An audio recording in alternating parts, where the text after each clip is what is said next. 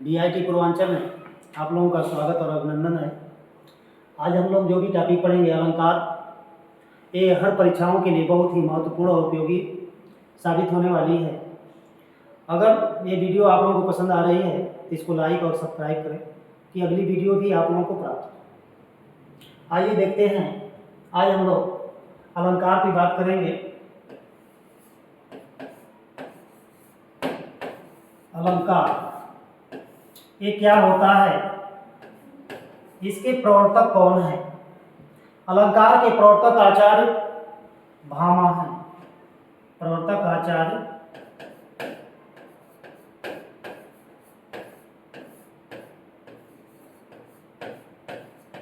भामा महोदय हैं। इनकी पुस्तक जिसमें इन्होंने अलंकार को परिभाषित किया था, इनके पुस्तक का नाम है काव्यालंकार। इस पुस्तक में ये अलंकार को परिभाषित किए हैं और अलंकार की परिभाषा दिए हैं। इनके अनुसार न कांतमपि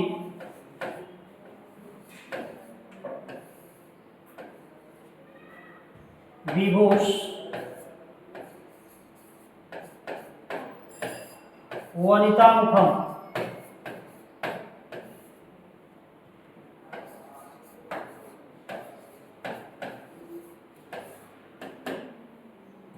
भामा महोदय ने एक इसकी परिभाषा अलंकार की देते हुए एक कहते हैं कि न कांतमपि विभूष वनितामुखम, अर्थात जिस प्रकार से स्त्री में बिना आभूषण के कांति या आभा अनुपस्थित होती है, उसी प्रकार से काव्य में बिना अलंकार के कांति या सौंदर्य क्या होता है, अनुपस्थित होता है।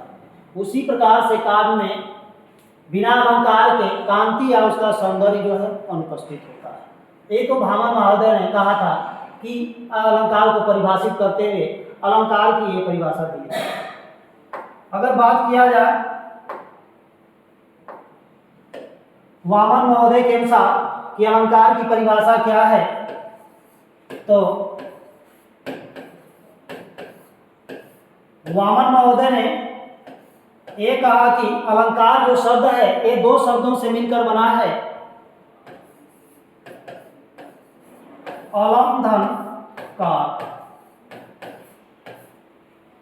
अलम का अर्थ है आभूषण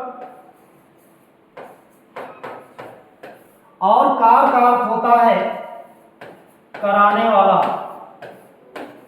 और कार का अर्थ होता है कराने वाला। अर्थात जो अलंकार का अर्थ होता है, ये अलंकार दो शब्दों से मिलकर बना है। अलम धन कार, अलम का अर्थ होता है आभूषण और कार का अर्थ होता है कराने वाला। अर्थात जो भूषित कराए, जो सौंदर्य में वृद्धि कराए, उसी को हम क्या कह देते हैं, अलंकार। वामन महोदय ने इसकी परिभाषा दिया था कि जो भूषित कराए अर्थात जो अलंकृत कराता है, उसी को हम क्या कहते हैं, अलंकार कहते हैं। ये तो वामन महोदय के अनुसार अलंकार की परिभाषा थी। अगली बात आ जाती है कि अलंकार के भेद, अलंकार के कितने भेद होते हैं। अगर इसकी बात किया जाए कि अलंकार के भेद,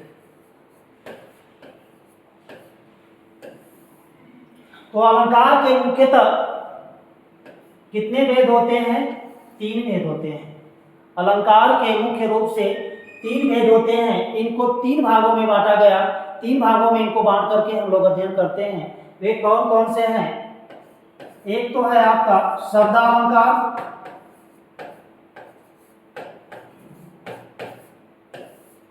दूसरा हो जाता है अर्थालंकार, तीसरा भेद है उभया अलंकार। बात यहां पर यह आती है कि शब्दालंकार क्या होता है, अर्थालंकार क्या होता है, उभयालंकार क्या होता है। तो अगर शब्दालंकार की अगर बात किया जाए कि शब्दालंकार क्या है, तो जिससे शब्द के द्वारा काव्य के सौंदर्य में वृद्धि होती है उसे हम शब्दालंकार कहते हैं। जहां पर शब्द के द्वारा काव्य के सौंदर्य में वृद्धि होती है वहां पर कौन सा अलंकार हो जाता है? शब्दालंकार। जहां पर अर्थ से काव्य के सौंदर्य में वृद्धि होती है उसे हम कौन सा अलंकार कह देते हैं? अर्थालंकार। उभयालंकार क्या होता है? जहां पर शब्द और अर्थ दोनों से काव्य के सौंदर्य में वृद्धि होती है उसे हम कौन सा अलंकार कहते हैं? उभयालंकार। अब एक एक को हम लोग विस्तार में देखेंगे, एक एक का हम लोग विस्तार में आज अध्ययन करेंगे। तो अगर बात किया जाए शब्दालंकार की, कि शब्दालंकार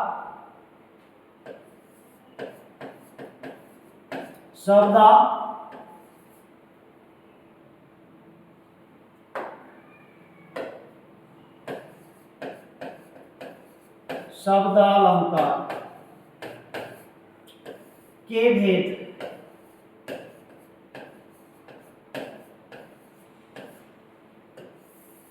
हम लोग ने शब्दालंकार की परिभाषा देखे कि जहां पर शब्द से काव्य के सौंदर्य में वृद्धि होती है वहां पर कौन सा अलंकार हो जाता है? शब्दालंकार हो जाता है।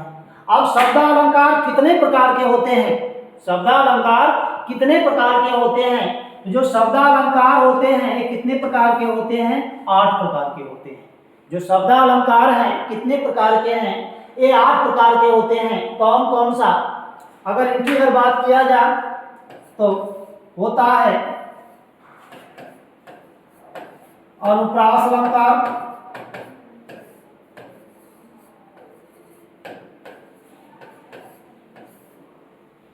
नंबर 2 यमक अलंकार, नंबर 3 श्लेष अलंकार,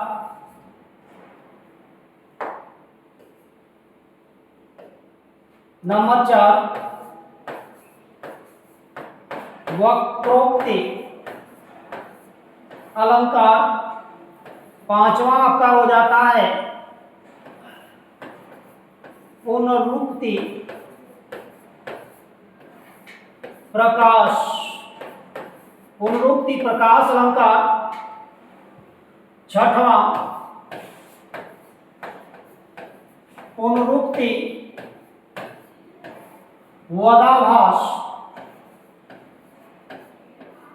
पुनरुक्ति वदाभास अलंकार, 7वां हो जाता है आपका विप्सा अलंकार, 8वां आपका हो जाता है चित्रा अलंकार।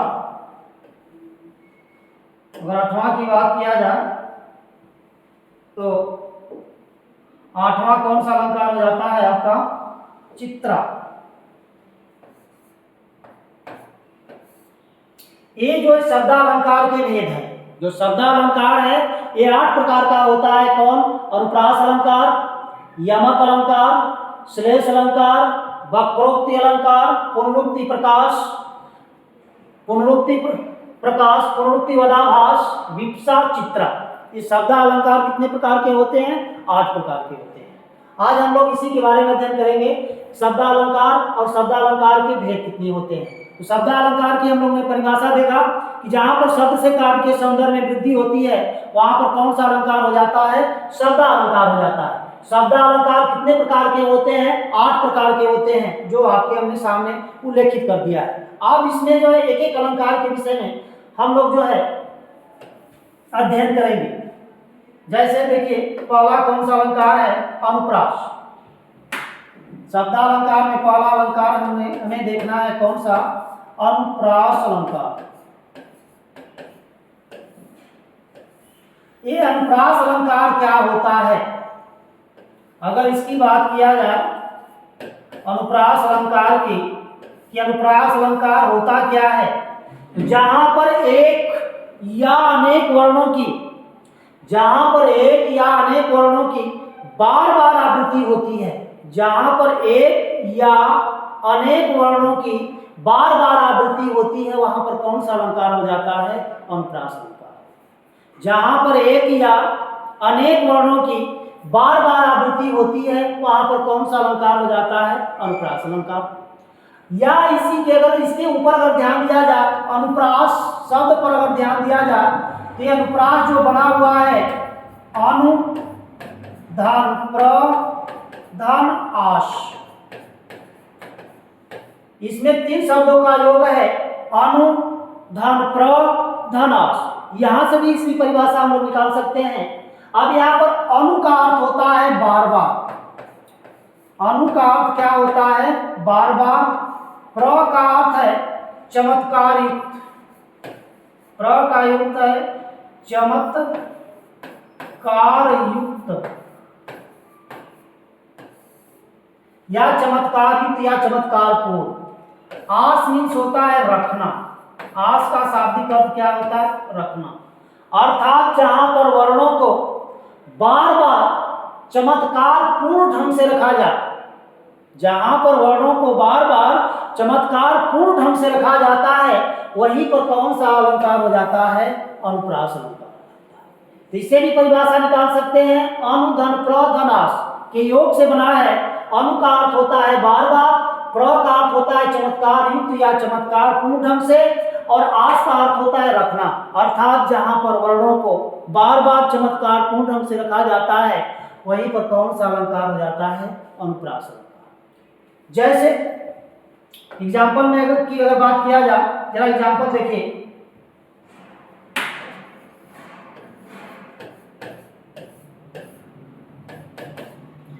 तो धर्म धर्म दृढ़ धीर धरि नागर, धीर धरि नागर। तो हम लोग ने इसकी परिभाषा में देखा कि जहां पर एक या अनेक वर्णों की बार बार आवृत्ति होती है, वहां पर कौन सा अलंकार हो जाता है? अनुप्रास अलंकार हो जाते हैं। इस पंक्ति में देखिए, पंक्ति है कि धर्म दृढ़ धीर धरि नागर, धर्म दृढ़ धीर धरि नागर। अब इसमें देखिए, यहाँ पर ध वर्ण आया है, यहाँ भी ध है, यहाँ भी ध है, यहाँ भी ध है। तो इसमें आवृत्ति किसकी हुई है? ध की। ध वर्ण कितनी बार आया है? 4 बार। 1 2 3 4। आवृत्ति भी होता है दोबारा। अगर आवृत्ति क्या होती है, अगर इसकी बात किया जाए कि ये आवृत्ति क्या है, तो आवृत्ति का मतलब होता है दोहरान। अर्थात एक ही वर्ण जब कितनी बार आए? 2 बार। एक ही वर्ण कितनी बार आता है? 2 बार। जब 2 बार एक ही वर्ण आता है, तो उसकी आवृत्ति कितनी गिनी जाती है? 1 बार। उसकी आवृत्ति जो है 1 बार गिनी जाती है। तो यहाँ पर ध वर्ण की अगर बात किया जाए तो 1 2 3 4 4 बार आया है। अर्थात आप कह सकते हैं ध वर्ण की कितनी बार आवृत्ति हुई है? 2 बार। ध वर्ण की आवृत्ति कितनी बार हुई है? 2 बार। एक तो इसकी आवृत्ति हुई है और एक किस वर्ण की आवृत्ति हुई है? र की। यहाँ पर ध और र वर्ण की बार बार आवृत्ति होने के कारण इस पंक्ति में कौन सा अलंकार हो जाता है? अनुप्रास अलंकार हो जाता है। कौन सा अलंकार होगा? अनुप्रास अलंकार होगा, क्योंकि इसमें ध और र वर्ण की क्या हुई है? आवृत्ति हुई है। तो जहां पर एक वर्ण या एक से अधिक वर्णों की बार बार आवृत्ति होती है, वहीं पर कौन सा अलंकार हो जाता है? अनुप्रास अलंकार। अगला एग्जाम्पल देख लीजिए, अगर इसी से संबंधित अगर अगले एग्जाम्पल की अगर बात किया जाए,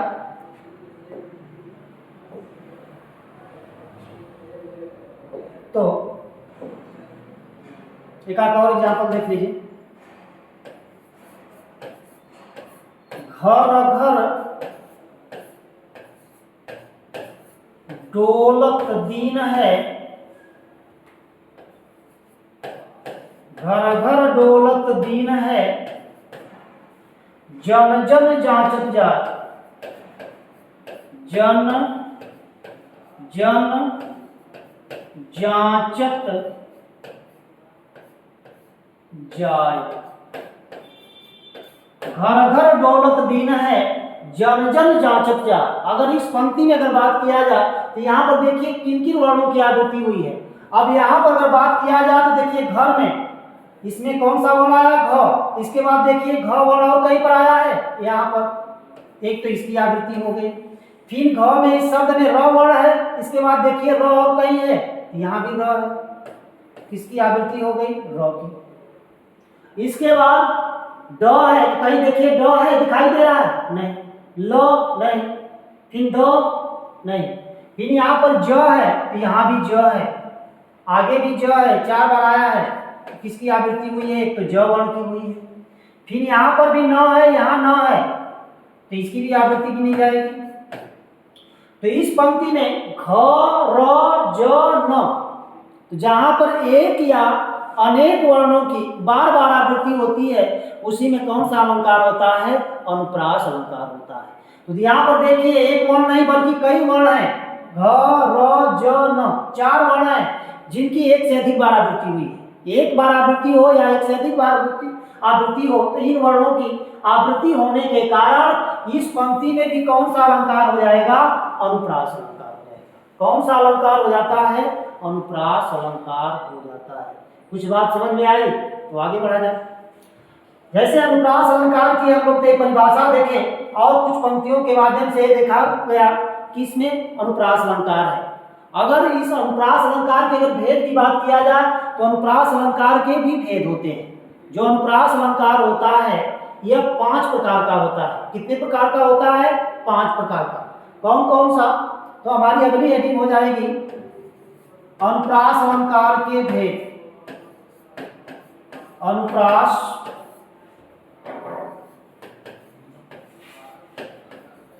अलंकार के भेद। ये जो अनुप्रास अलंकार होता है कितने प्रकार का होता है? 5 प्रकार का। कितने प्रकार का? 5 प्रकार। कौन कौन सा होता है इसके विषय में देख लिया जाए कि अनुप्रास अलंकार में जो 5 प्रकार हैं वे कौन कौन से हैं। अगर इनकी बात किया जाए, जरा देखिए। पहला तो होता है छेका अनुप्रास, दूसरा होता है आपका लाटा अनुप्रास, तीसरा आपका हो जाता है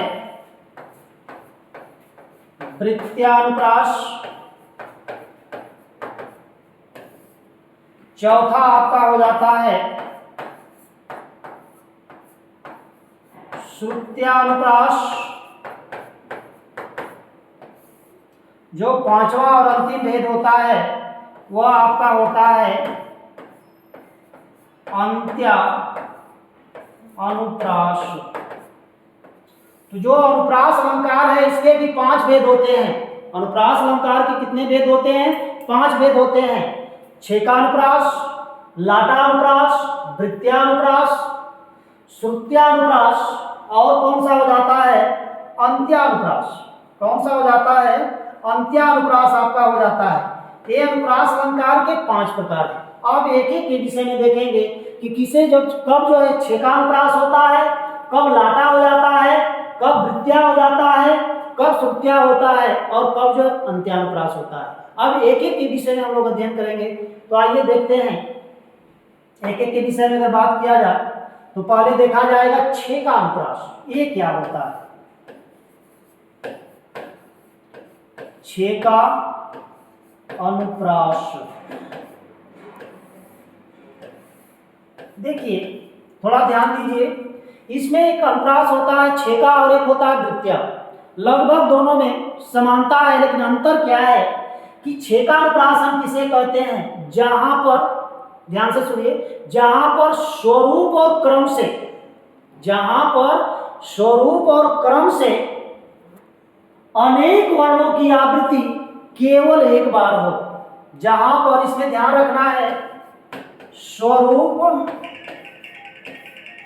और क्रम से, स्वरूप और क्रम से इसमें अनेक वर्ण आते हैं। क्या होता है? अनेक वर्णों की जो आवृत्ति हो केवल कितनी बार हो? एक बार हो। बात आई स्वरूप और क्रम एक क्या होते हैं। स्वरूप का मतलब होता है जैसे एक जैसा, जैसे क वर्ण है तो क वर्ण ही हो। अब क्रम का मतलब जैसे ख वर्ण हो तो ख वर्ण ही हो, ज वर्ण है तो ज ही वर्ण है, मतलब एक जैसे हो। अब क्रम का मतलब अगर किसी शब्द में अगर क वर्ण है अगर पहले स्थान पर है तो दूसरे शब्द में भी अगर पहले स्थान में है पर है तभी उसको लेंगे। अगर दूसरे शब्द में अगर पहले स्थान पर न होकर के दूसरे स्थान पर हो जाता है तो उसे नहीं गिनते। स्वरूप और क्रम का मतलब यह है कि जो वर्ण जिस स्थान पर है, जिस शब्द में जिस स्थान पर है, अगर कई शब्द आए तो अगर वह उसी स्थान पर होगा। अगर पहले शब्द में अगर मान लीजिए कि ज वर्ण आ रहा है दूसरे स्थान पर है तो दूसरे शब्द में अगर ज वर्ण आएगा तो दूसरे स्थान पर होगा तब तो उसे गिनेंगे, अन्यथा नहीं गिनते हैं। तो इसमें दो चीजों का ध्यान रखना होता है, एक तो स्वरूप और एक क्या है, क्रम। तो जहां पर स्वरूप और क्रम से अनेक वर्णों की, जहां पर स्वरूप और क्रम से अनेक वर्णों की आवृत्ति कितनी बार हो, केवल एक बार हो, वहां पर कौन सा अनुप्रास हो जाता है, 6 का अनुप्रास हो जाता है। कौन सा अनुप्रास होता है, 6 का अनुप्रास। जैसे एग्जाम्पल से देखिए, बात समझ में आपको आ जाएगी। अगर उदाहरण की बात किया जाए, एक उदाहरण जरा देखिए, चर्चित चंदन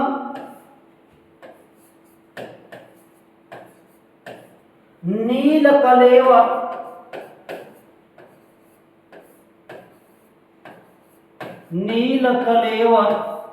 बरसत बूदन पानी, बरसत बूदनी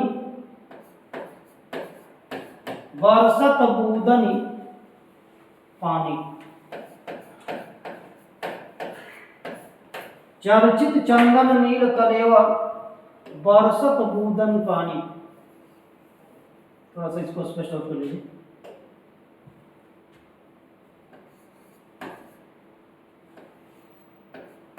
बूदनी, बरसत बूदनी पानी। अब जहां पर स्वरूप और क्रम से अनेक वर्णों की आवृत्ति केवल एक बार होती है, उसी में कौन सा अनुप्रास होता है, 6 का अनुप्रास होता है। अब यहाँ पर देखिए किन किन वर्णों की आवृत्ति हुई है।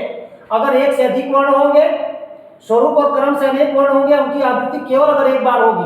अगर एक से अधिक बार होगी तो उसमें 6 का नहीं होगा, केवल अगर एक बार होती है तो उसमें कौन सा अनुप्रास हो जाता है, 6 का। अब देखिए पहले शब्द में च वर्ण आया है और ये कहां पर है, पहले स्थान पर है। तो और कहीं च वर्ण किसी शब्द में आया है जहां पर पहले स्थान पर है, हाँ क्या, यहाँ चंदन में, ये तो च वर्ण हो गया, इसको ले लिया जाएगा।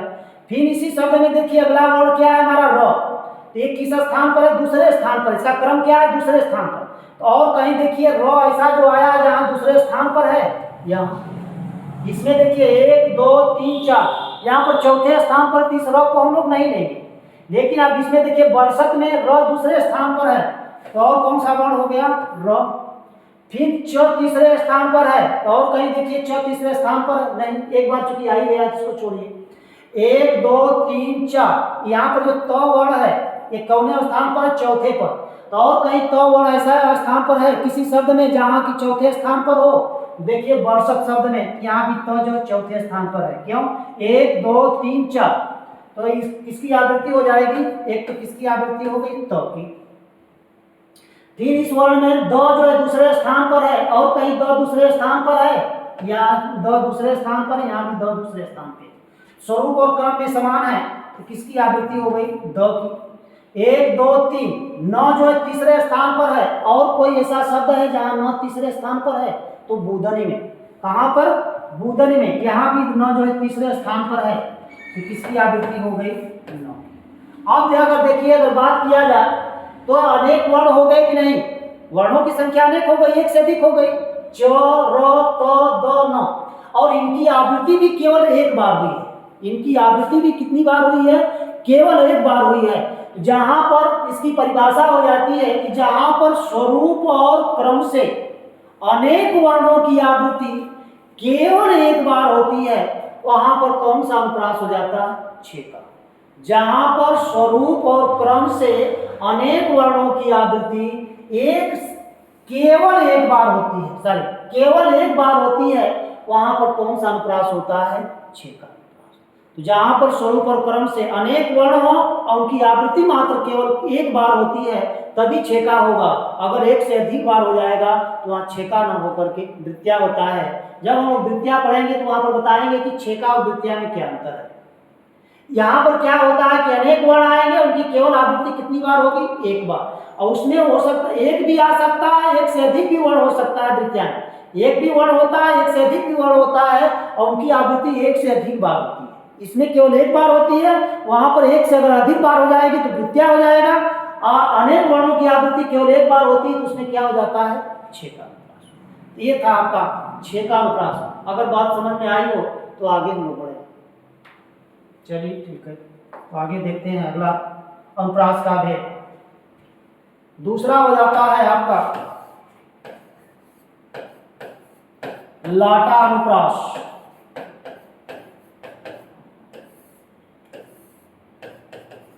लाटा अनुप्रास की अगर बात किया जाए कि ये क्या होता है, किसे हम लाटा अनुप्रास कहते हैं, थोड़ा सा यहीं पर देखिए। जैसे आप जब अनुप्रास में पढ़ते हैं तो एक आ जाता है कि वर्ण एक या अनेक वर्णों की जहाँ पर बार बार आवृत्ति होती है वहां पर अनुप्रास अलंकार होता है।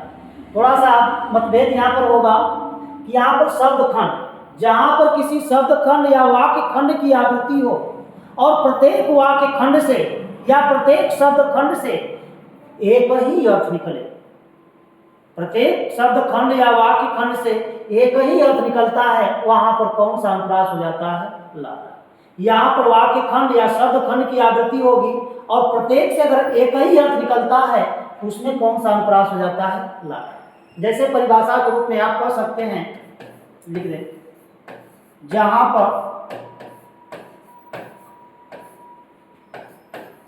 पर किसी शब्द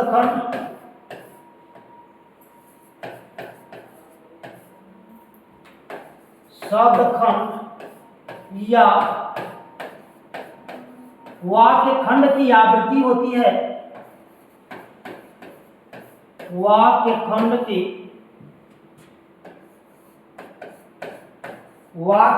की आवृत्ति होती है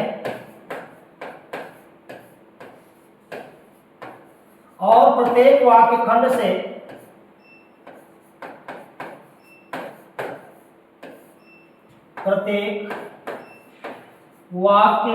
से एक ही अर्थ निकलता है,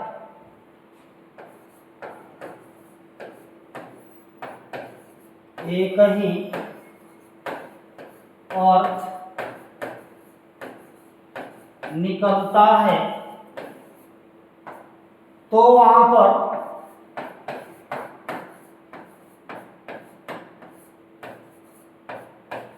लाटा अनुप्रास होता है। क्या होता है? लाटा अनुप्रास होता है।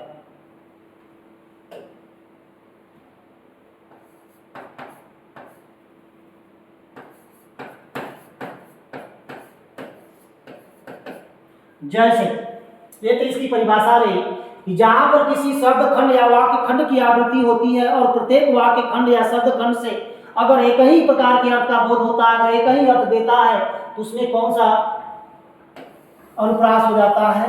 लाटा अनुप्रास होता है। ये तो रही परिभाषा। आइए एग्जाम्पल से देखते हैं। जैसे उदाहरण देखा जाए,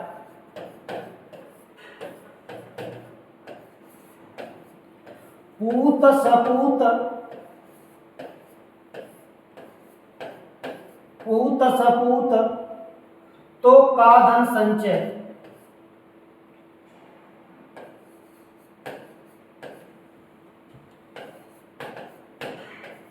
संचय, पूत सपूत तो का धन संचय,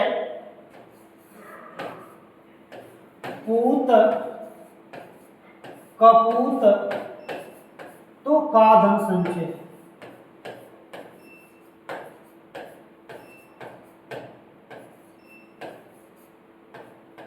जरा पंक्ति देखिए, आप इसमें देखिए किसकी दोहरान हुई है, किसकी आवृत्ति हुई है।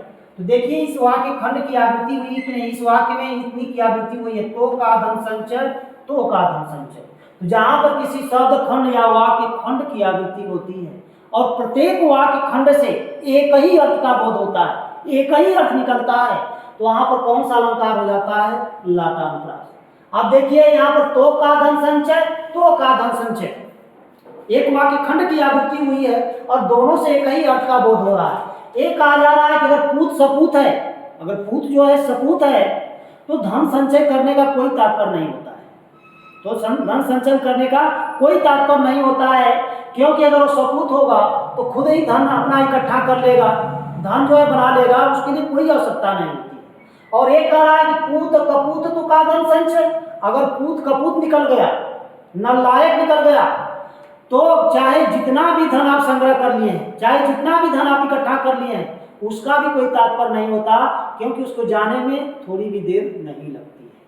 तो ये पुत्र के ऊपर जो है, पुत्र के ऊपर निर्भर करता है। अगर सपूत है तब भी धन संचय करने का कोई तात्पर्य नहीं है, अगर कपूत है तब भी धन संचय करने का तात्पर्य नहीं। यानी तो का धन संचय, तो का धन संचय, दोनों एक ही अर्थ का बोध करा रहे हैं। इसी की आवृत्ति हुई है और दोनों जो है एक ही अर्थ का क्या करा रहे हैं, बोध करा रहे हैं, जिसके कारण इसमें कौन सा अनुप्रास हो जाता है, लाटानुप्रास। कौन सा अनुप्रास हो जाएगा, लाटानुप्रास। अगला एग्जांपल देखिए इसी का।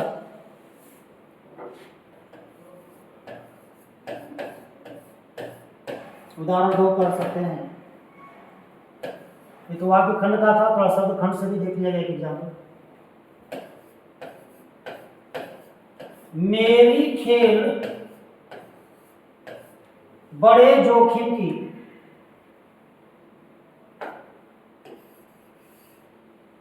मेरी खेल बड़े जोखिम की, प्रीतम मेरे, प्रियतम मेरे, मैं प्रीतम की, मैं प्रियतम। यहां पर देखिए इस पंक्ति में शब्द खंड की आवृत्ति हुई है, प्रीतम प्रीतम, जो कि एक ही अर्थ का बोध करा रहे। कोई नायिका है और ये कह रही है कि मेरा खेल जो है बड़ा जोखिम भरा हुआ है, प्रीतम यानी स्वामी मेरे हैं, प्रीतम माने स्वामी, स्वामी मेरे हैं और मैं किसकी हूं, स्वामी की। तो दोनों शब्द से स्वामी, इसका भी स्वामी अर्थ है, इसका भी स्वामी अर्थ है, यानी वह मेरे हैं और मैं क्या हूं, उनकी हूं।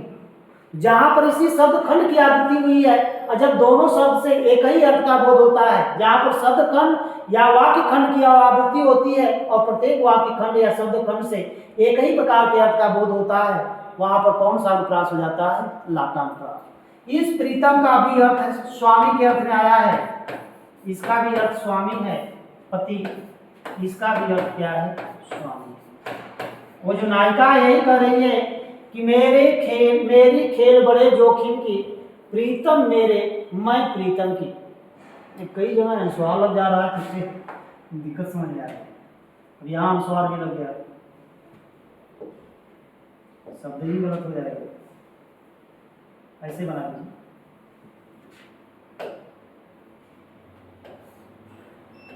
मेरी खेल बड़े जोखिम,